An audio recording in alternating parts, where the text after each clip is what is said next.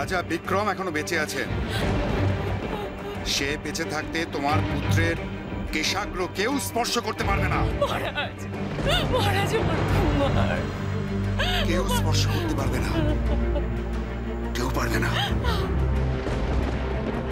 পিতা, মা,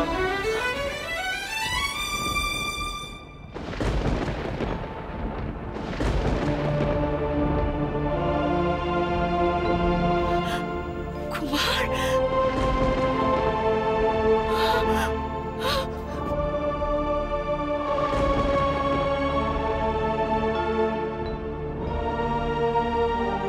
আপনারা সবাই এভাবে কি হয়েছে? কোথায় ছিলি তুই? কোথায় ছিলি? কেন এমন করে কষ্ট দিস আমায়? কোথাও যাবি না, আমার চোখের আড়ালে তুই কোথাও যাবি না। আমি কোথাও যাব না মা, আমি এখানেই আছি তোমার কাছে।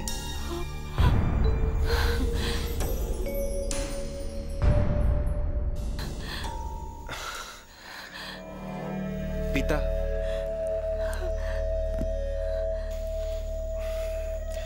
আমি আমার দায়িত্ব বুঝে নিতে এসেছি।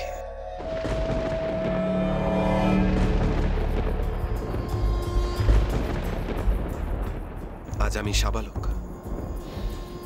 আমাকে অমৃত কক্ষে নিয়ে চলুন পিতা।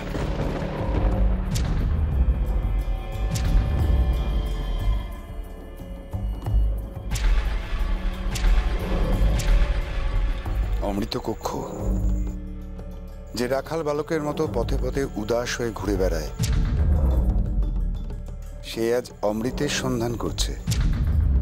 অবাক কাণ্ড।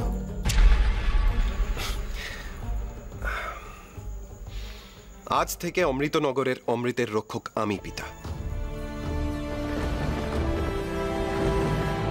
আজ আমার 21 বছর বয়স হল।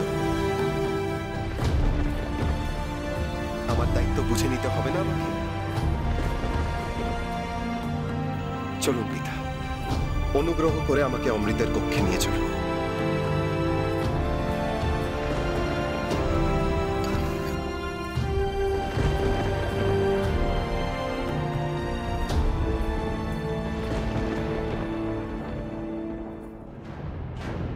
বেশ, আর তো বিলম্ব করা চলে না। চলো, তোমার ছোট্ট রাজকুমার আজ পূর্বপুরুষদের দায়িত্বভার নিজে হাতে বুঝে নেবে। চলো। কেউ আমাদের সঙ্গ নেবে না, কেউ না।